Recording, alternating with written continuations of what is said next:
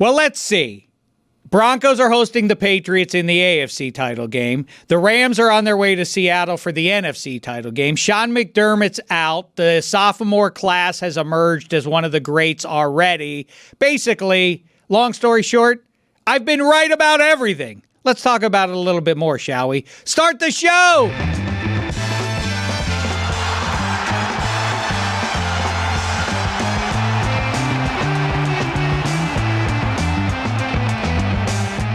Whoa! Hi and hello, my fellow Americans. It's your old pal Dave Dameshek coming at you from Miami, Florida, here in the belly of the beast for Monday night's national championship game. We'll avoid that subject so we can lean in on pro football.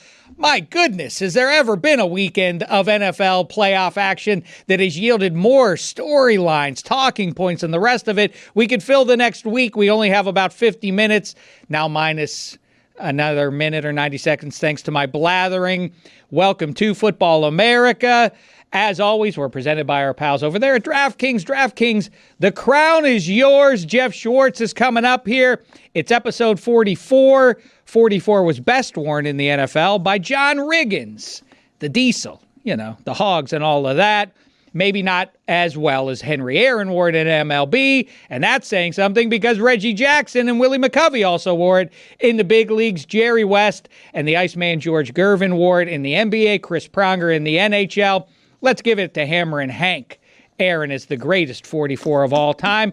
And with that being said, let's talk divisional round, what it means for the 4 teams left for the upcoming pair of title games next Sunday, which I'm sad to report is the last real weekend of football that we have. And then it's into the desert. We have the big corporate event in Santa Clara, California, a couple weeks after that. But really, 2 good, juicy games are all that stands between us and the abyss, known as baseball season.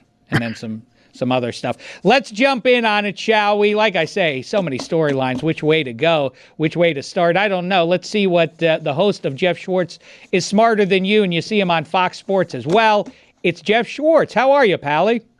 I am good. I know we're not talking about the national championship game, but I do just 30 seconds. It's before the game.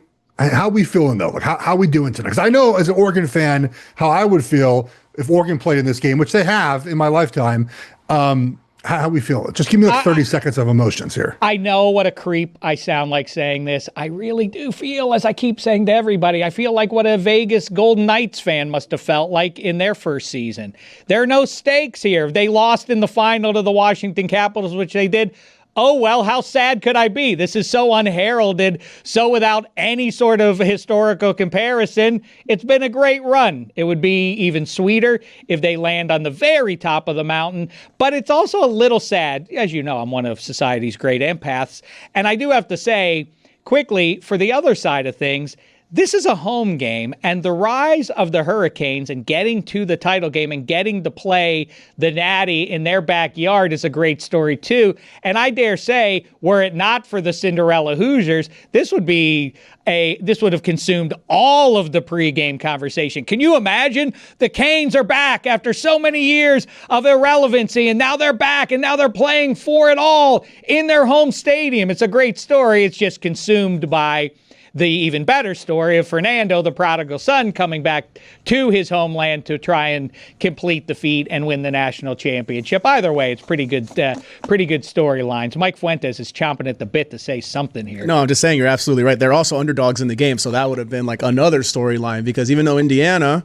has been the wrecking ball they've been, they don't feel like a favorite, even though they are a favorite because they don't have like any history attached to what's happening. All right, Schwartz, go ahead. Let's pretend the game already was played. The Hoosiers won it 27-19. I am not surprised by the results. A lot of people going in said, boy, this Miami team is real physical.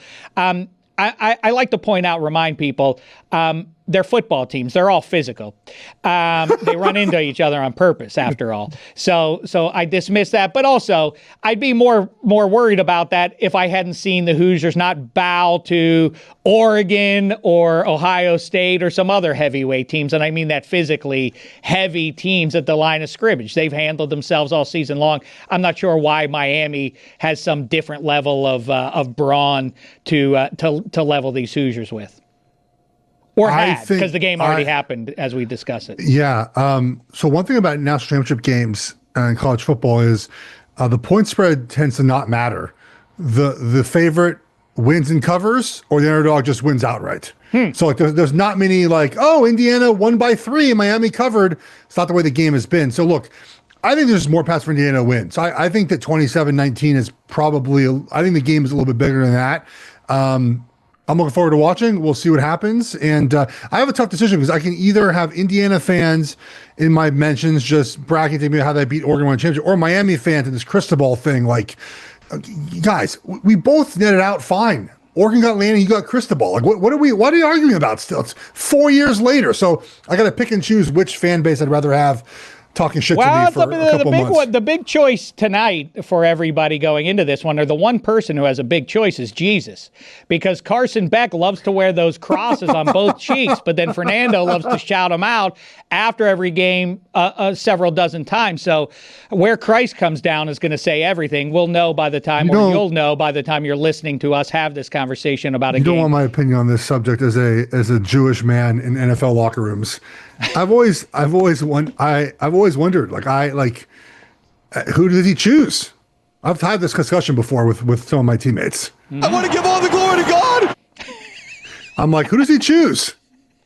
Both locker rooms are praying to God before the game, which is great. Glory to God. Like I participate in the Lord's Prayer. I've said it 1,000 times. But I'm just curious. And my whole thing is about how, to play the game. You mentioned it's violent, right? We know that both teams want to be physical. Dave, did you know that? I think that players have to find ways to mentally get ready for football.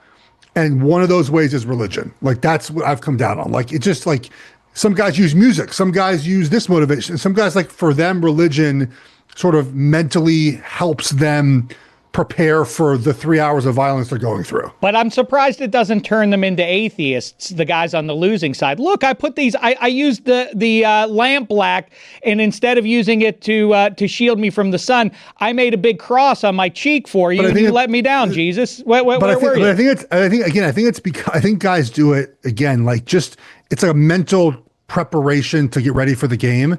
And yeah, you're right, though. You got to choose tonight. We can't have a tie. Can't have a tie anymore. God wanted us to lose this game. So then you kind of point the finger in his direction. All right, let's talk about pro football. And people are sending their prayers out to Josh Allen, which, given what's happening in the real world, in front of our eyeballs, on our TV screens and everything. I love the fake empaths who take to social media to let you know that they have a big heart because they feel real sad for Josh Allen. We'll talk about that. But nobody feels bad for CJ Stroud. No.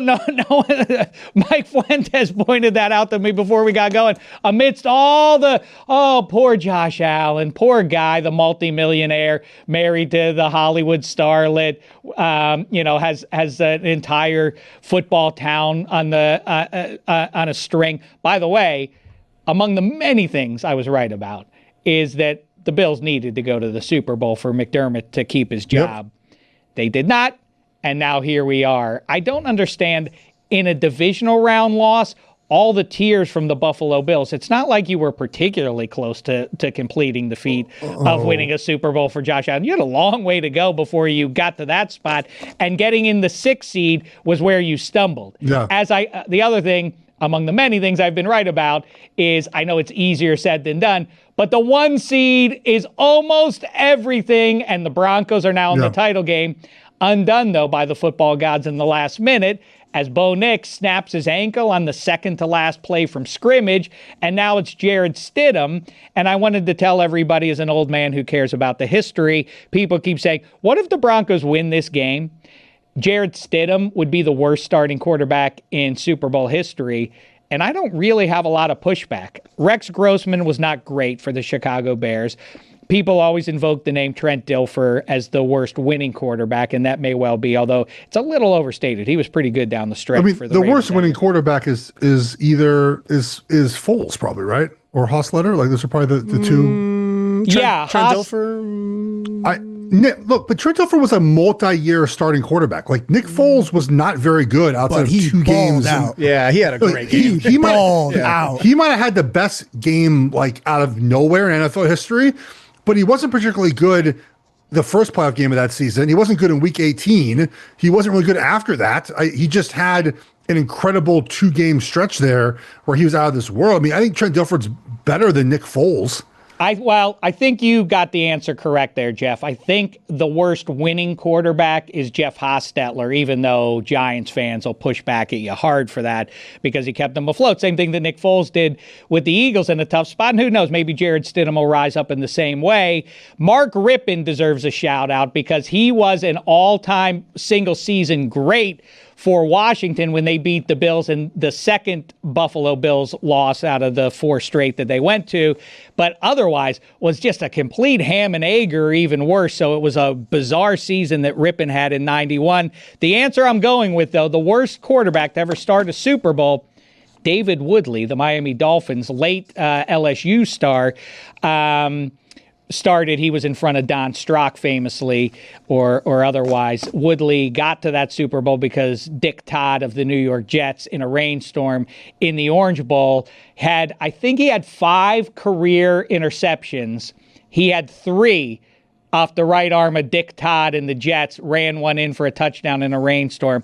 That's how Woodley and the Dolphins got to that Super Bowl 17 and lost to John Riggins. Look, the circle's complete. I already shouted out John Riggins. Look at all that. This is going to be a good show. We can already tell that.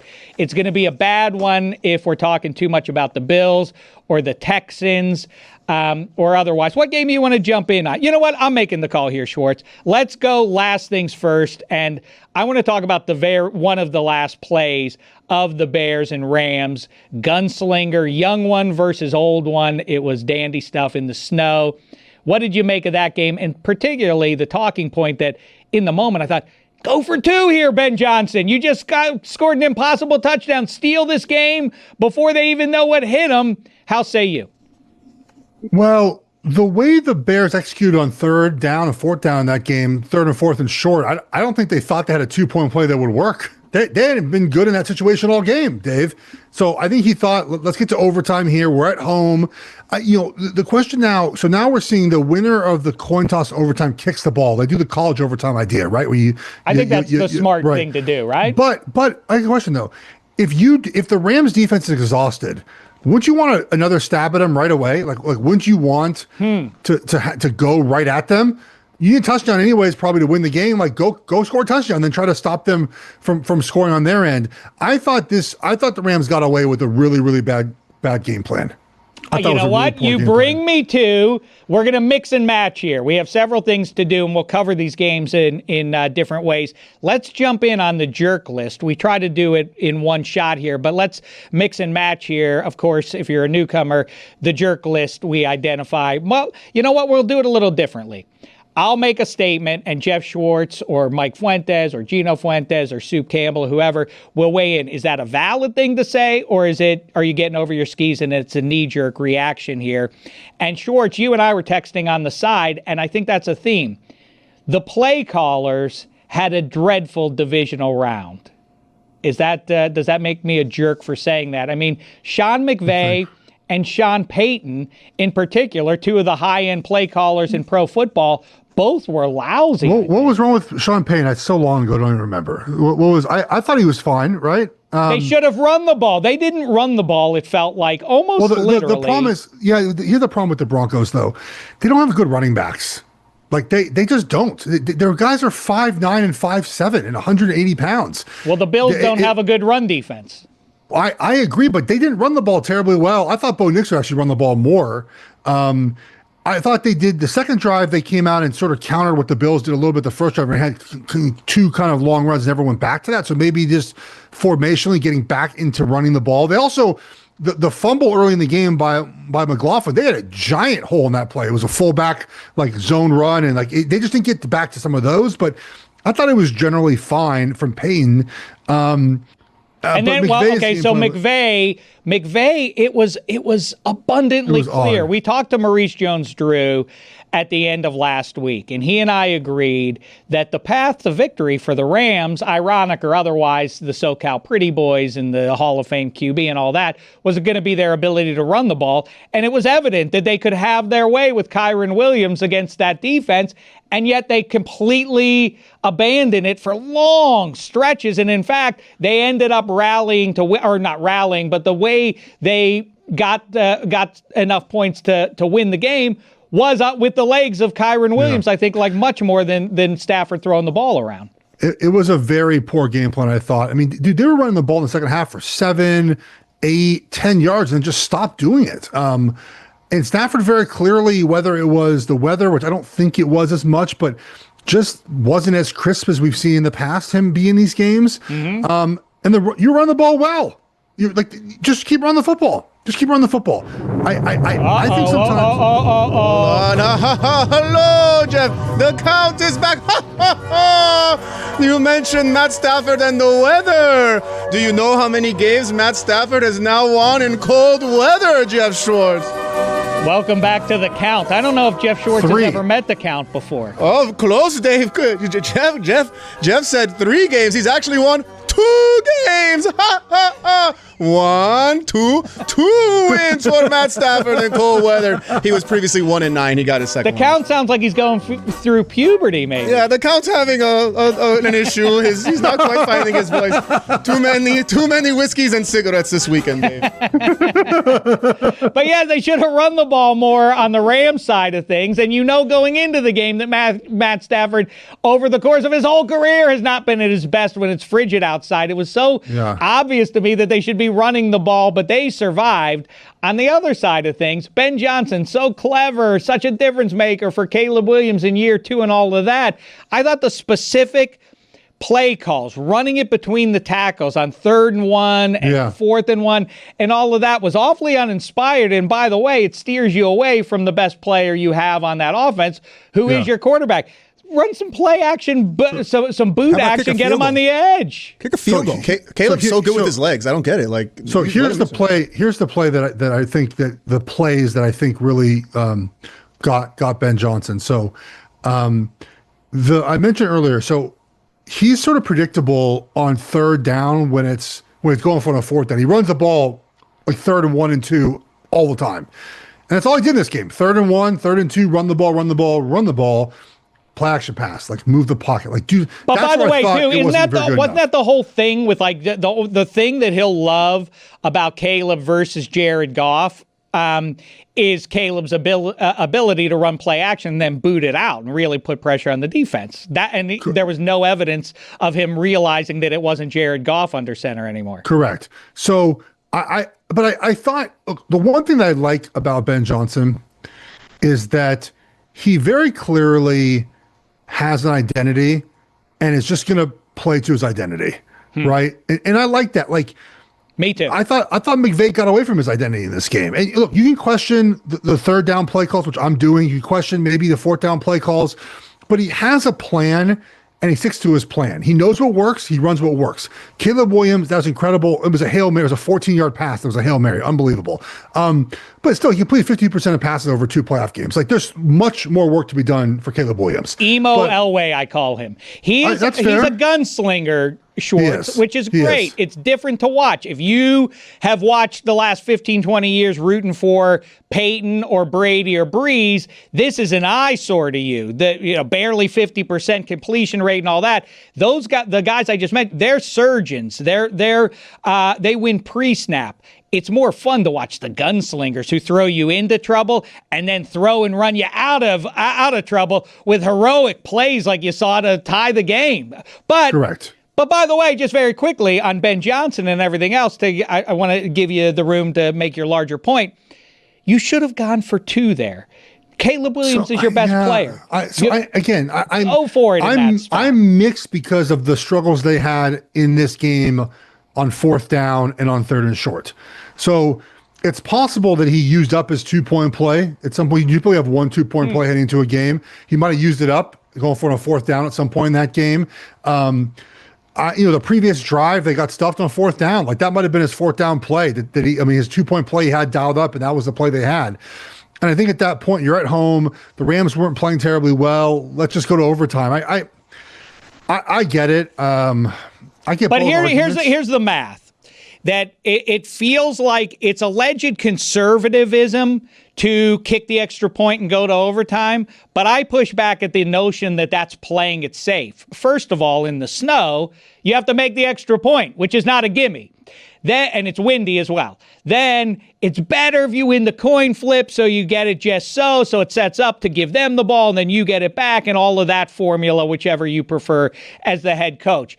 Also, better not the running back better not fumble at any point there, or any guy who has the ball in his hands. And also, if that team scores a touchdown, but then we have to go down and get a touchdown. But if they have a field goal, then we could maybe go for a touchdown. But maybe we could kick the field goal too. But again, there's so much that has to go your way to win when you have the best player on the field and you have to make 2.5 yards. One play, you have them on their heels. And by the way, given the nature of how they just got within a point of the Rams, man, they're stunned. They thought the game was over.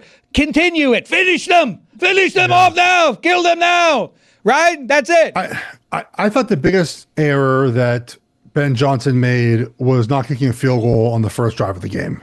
Thank you. Thank you. I thought at that point, in that point of the game, Mike Fuentes is standing up for you. Yeah, that's because that's true. To take some points. He had 2 or 3 chances to kick field goals. You get the ball early. You go down, get in field goal range. Just take the 3 points. Just start the game with 3 points. Just start the game with 3 points. Like instead, you don't get it. Now Rams go and score. You're down 7-0. The other ones I was fine with. I think once the game starts going, you start feeling how the game's going. Go for it. But that moment, it's 4th and 3. Just take the field goal. It was a 40-yard field goal. I think it was 30. It would have been 38 yards. Just take the field goal, Dave. Start with 3 points. Feel good. And like I think that the one thing about the 4th down discussion I think is important to note is like it does feel good to score points on a drive. Like you start the game off with 3 points, you come off the field. Okay, guys, good start. We got 3 points. Like here's what we're seeing on the field. Here's what we can get better. Here's what we're trying to drive to. The defense feels good. Good. We got 3 points. Good start. Like there's a little bit of vibes to that, and I feel like at times we don't talk about that when it comes to 4th. Look. The thing on the screen says go. It's always going to say go for it. Of course it is, because if you complete a 4th down, your win percentage goes up. Of course you're going for it, according to the analytics every time.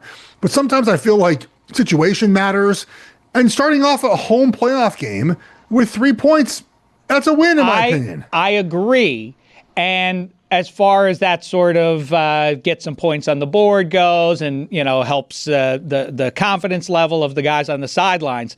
I don't know how much time we're going to spend on Niners Hawks, which is not to diminish the Seahawks. They won by blowout and all the rest of it. As everybody knows, I thought Shanny was right at 17-0, and it felt like the game was already over and the football gods were against them in an era when no one has returned a kickoff for a touchdown in 3 years. They suddenly have a team. The game starts. Yeah. You're down 7-0 before you even touch the field. But I thought Shanny was right to kick the field goal at 17 to get it 17-3. Kicking the second one on 4th and 4, I thought was a mistake, because all of a sudden there felt like, man, the Niners, this game was over before the half, but suddenly now they're in a spot on the Seahawks side of the field. Make those 4 yards, and if you get it to 17-10, the Niners, the Seahawks and that whole stadium is going to be spooked, because the game was, like I say, felt like a wrap 30 seconds into it. Yeah, it was. I think the Niners were just sort of screwed either way, man.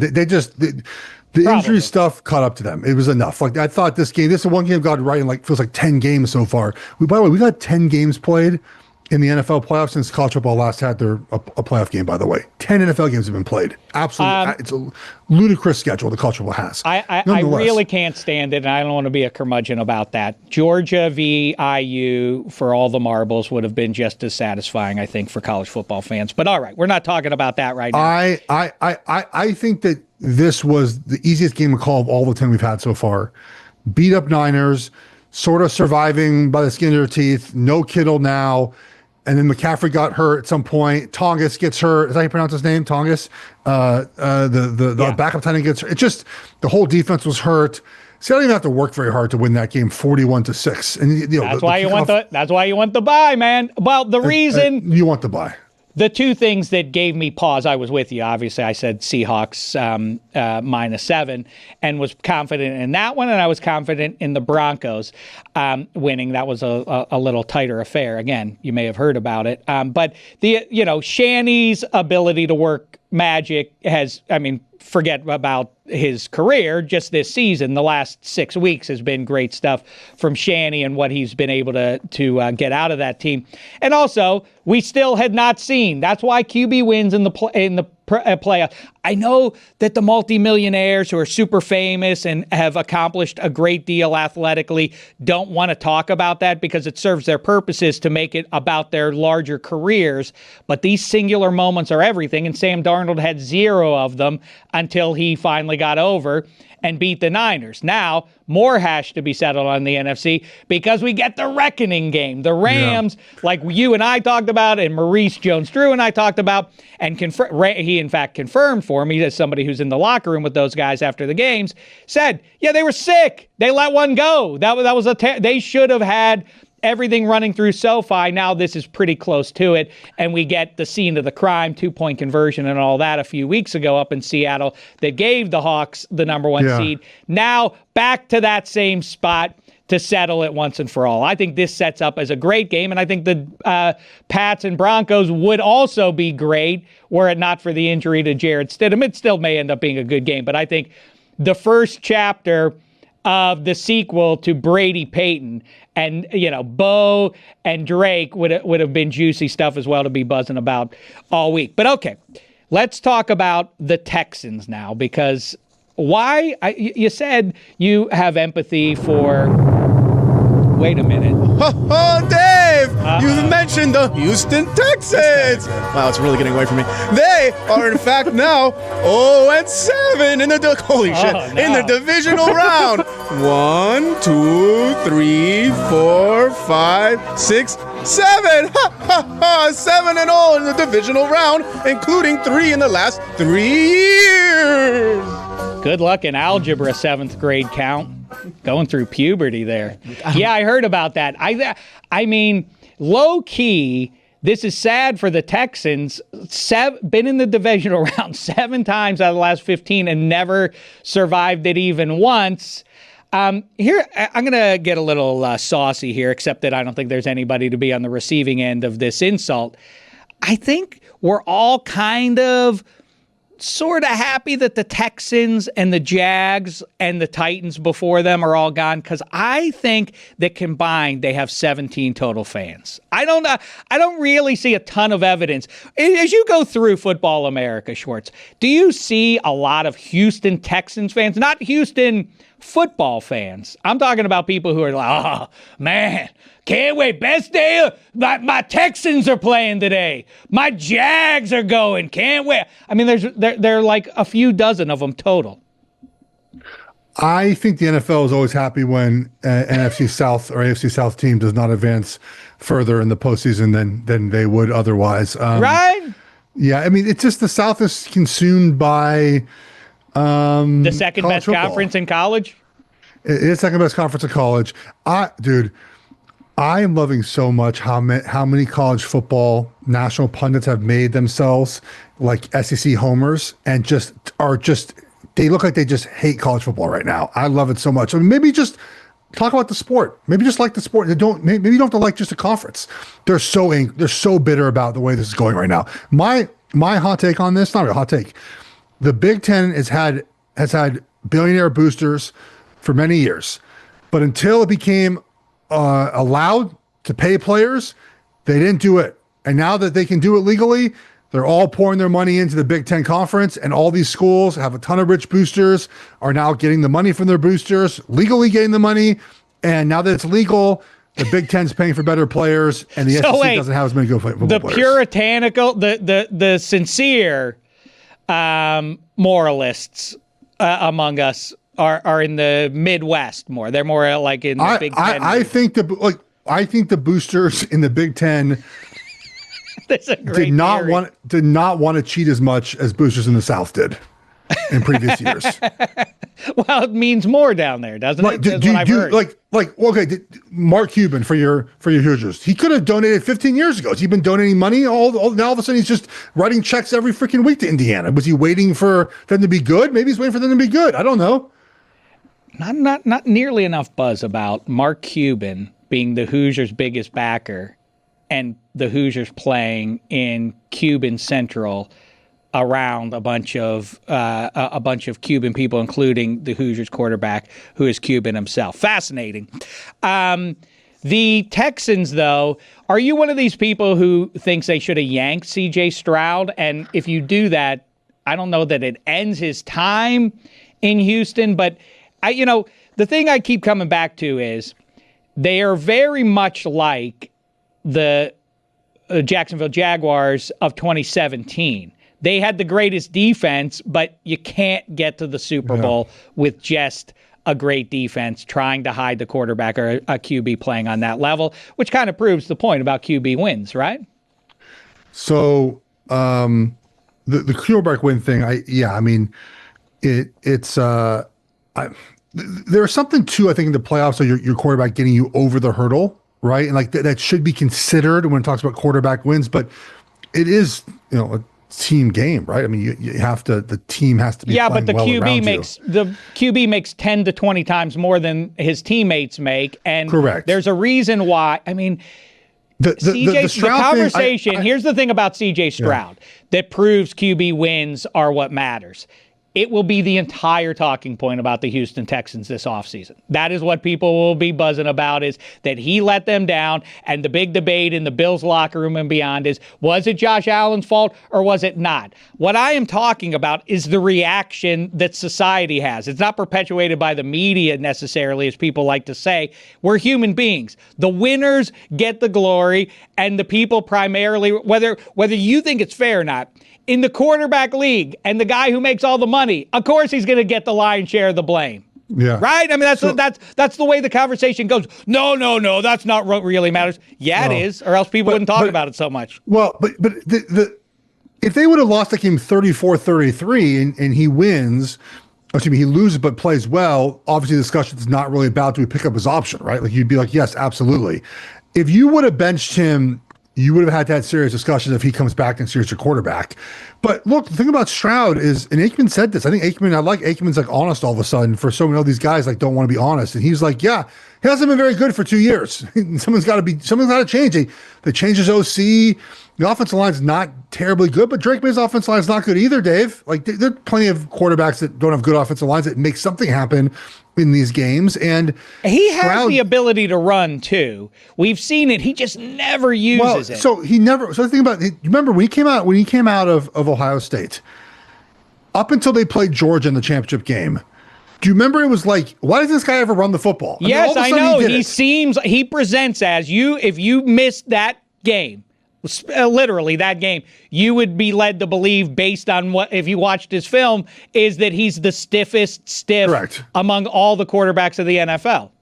Correct. And then he might have a big arm, but he is as immobile as anybody. But he didn't show the big arm yesterday. The balls were behind. They were up in the wind. Now I can't get that the video Tom Brady said about throwing in the wind out of my head when it comes to these quarterbacks. I don't know if you saw that video. It was like the best thing I've heard him say about football in the broadcast booth. A little bit too much praise for him saying so, as an analyst, analyzing something. Oh my God, Tom Brady said something smart finally. I mean, he said something smart about in the world. Wind. Terrific. Yeah. I mean, it was a pretty good point about the position of the quarterback's hand when you throw the ball in the wind. I mean, I agree. Okay, I know. Listen. But it's better than Jim. Just Romo just saying nonsense the entire 3 hours of that game. He did call one deep shot. He called one play. Yes, and now universal praise. The old Romo's back.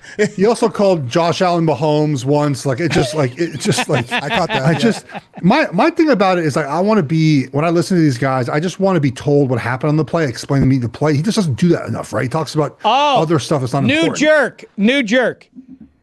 Play-by-play guys and the analysts, either one of them, need to bite their lip and stop the crap when there's a flag on the field. They go like, well, this looks like a defensive hold and the play's going to hold up and it's going to be a touchdown. And then 4 seconds later, the official turns his little microphone on his hip and he goes, illegal formation. Like, whoa, that ball's coming back. Why did you do it? Nobody asked you to guess. Nobody asked you to speculate. We're going to find the answer in just a second anyway. Why the need to do based off that? of where the flag is thrown and if the guys are walking back and forth. Look, the other thing has to go, like, we got to find one of these former officials that'll ever disagree with the call on the field. Can we just have one time, official be like, I don't like that call. Oh, I think it's way worse than that because they do sometimes. And what those guys are there specifically to do is to give us a different level of confidence. See, the officials are aligned and now they can explain the reasoning behind the call on the field. And instead they go like, yeah, I didn't see PI there either. Like, well, now it's completely subjective. You're an official and he's an official and you rendered the opposite opinions. How are we supposed to feel as fans? It's also, again, I think that Gene Serrato put out a good tweet about the idea that watching replays in full speed is probably the best way to view, because of course, when you can watch something in slow motion and it's going to look much different than the officials who watch it in full speed. They watch the game in full speed. If you want to talk about it, let's talk about it for a second. I get the importance of that play for two pro football teams that have big aspirations and the fans and everything else. And it's a big event for the most popular thing in our society is the NFL. The process was weird given that it usually takes them 11 minutes to announce what we've all seen in replay a few times within 30 seconds after the play's completion. It was weird that they didn't review a play that was so significant. Correct. Or spend more time. That said, they got it right. And I saw you get duped online over the weekend by, I forget what other football player said it. You're like, okay, now I agree with it because a football man said it. Yeah, Dumb Dave is right. I've gone back and forth with this. I'm now back on your side. Okay. I think, well, you know why? You know why I'm back on your side? Because of the difference in what happened with Devontae Adams and what happened with Cooks, where Adams like very clearly caught the ball, knee down, plays over, right? That's right. Cooks never had the ball like Adams had the ball. He must complete the catch to the ground. If when he hits the ground, the ball is in the other guy's hands. Well, now the craziness, here more jerks for you. Get the blaster ready for me, Fuentes, are the people, you just mentioned Dan Orlovsky. He's not the only person to do this. But it is not a compelling argument to say, look at this play that happened, bang, bang, bang, watch it in real time, to float stills as your argument. The stills have no value, obviously. Yeah. The point is, does he have the ball? It hits him in his hands. Yeah, we all knew that already, Dan. We knew the ball was in his hands, and we knew he went to the ground with the ball in his hands, but there was no football move, as we have now gotten way too familiar with the phrase. The football move. With all that kind of stuff. But okay, so he didn't make a football move like Devontae Adams did. He got the ball and went to the ground. As soon as his back hit the ground, the ball sort of jostled enough that the DB put his hands on it and rolled over, and a split second later, it was the Broncos' ball. Yeah, it's really not the controversy everybody's trying to make. Well, but Lebitard makes a great point. If the on-field official nearest to it says that's Bill's ball, the reaction, I think, wouldn't have been as severe. I don't think Broncos fans and nationally we would have talked about it for 48 hours after the play and say, man, the Broncos got screwed. That should have been an INT, but they called it a completed pass. I think that's an interesting point, at least. Because America's in love with Josh Allen, and they want Josh Allen to succeed. I don't know about that, the Josh Allen discussion is interesting because I feel like the first 4 bad losses they had in the playoffs were not his fault, and this one he didn't play very well. Oh, did you say Josh Allen, Jeff? Speaking of Josh Allen, do you know that Josh Allen has now 7 overtime losses with 0 wins? Ha ha ha! 1, 2, 3, 4, 5, 6, 7 losses in overtime for Josh Allen. And let's not forget, the NFL changed the rules for him so he would get the ball because Mahomes kept whooping his ass in these games. Ha ha ha! You know what we call Josh Allen here in Football America, Dave? James Bond, 007, 0 Super Bowl appearances, 0 AFC championships, 7 overtime losses. The count. Geoff Schwartz is a serious man. He spent time in pro football. He's my favorite guest in Football America, Dave. I know this. That's 7. We know the count can do 7 now. We know 2 and 7. I don't know if favorite number 5 or 6, but I mean, look, a couple of those weren't his fault. I think they changed overtime rules twice for Josh Allen, by the way. Now, right? I think they changed them twice. 1, 2 times. And they were really, really, really against the tush push until they decided to fully embrace it and ride the victory on it. Yes, the Bills. 10 years. The Bills ran the most tush push plays this season. Voted against it last offseason. Is like this. Allen he didn't play very good, and this is like the one time where it's funny because like this is the one time where I feel like you can actually put this on Allen.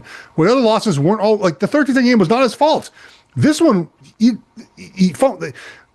couple of turnovers were bad. The fumble before the end of the first half was inexcusable. And this is where I think like McDermott's got to step in. He's no longer the coach, obviously, and be like, we're just taking a knee. We're going to halftime. What are we going to do? It's 17-10. We have no timeouts, and we have 20 seconds left. Just take a knee and go to halftime and regroup. Instead, they fumble and go down 20-10. I thought this loss, Dave, and now that the McDermott's been fired, I think it's confirmed this. Like, this loss broke Buffalo. I think this was the one that, like, if they rolled the same team back next year, this was like going to be like a 6 or 7 win team. Like, it was just going to completely go to shit. And now with firing McDermott, I feel better about depending who they hire. But this loss was the one where, like too many mistakes, obviously. Josh didn't play terribly well. McDermott didn't, had some coaching issues, as I mentioned at that point. No Chiefs in the playoffs, no Burrow in the playoffs. They put the graph up. Allen's 0-5 against Burrow and Mahomes in the playoff, and he's like, 7-0 against everyone else. This was the time. It's like the weakest AFC field in years, and this was the year to do it, and they didn't get it done. It's not all McDermott's fault, by the way. The roster's not great either, but something had to be done after this game because I felt that this one broke Buffalo. By the way, how mad are John Harbaugh and Kevin Stefanski right now? If they would have just waited just a few more days. I do want to get Jeff's thoughts on. Actually, go ahead and tackle that one. Do you suppose that the guys who accepted a job are now regretting having accepted those gigs with the Bills? Yes. Do you? But I don't think Stefanski was getting this job, but Harbaugh certainly would be up for it. Yeah, I mean, look, you get Josh Allen or Jackson Dart. I mean, what are you going to choose, right? Now, Harbaugh gets more player personnel control. It seems like in Buffalo, very clearly, personnel control will be Brandon Beans. So that's a different dynamic to this, right? So it maybe tends to skew maybe younger, more inexperienced coach, if that's what it is. But yeah, I would imagine that Harbaugh would certainly take a call from Buffalo. And maybe there was maybe he knew. I don't know. But I think he would have. I mean, anyone would take this job, man. I don't want to run Geoff Schwartz off, but we've taken up a ton of your time. But I do want to get, before I hear who you think's going to Super Bowl 60, your thoughts on this, because I feel like the average fan is more. I think the majority of football fans are on my side with this. Even the ones who live in the North, and when part of being a fan, if you go to the games instead of watching them on TV, is enduring the cold and the elements and all of that.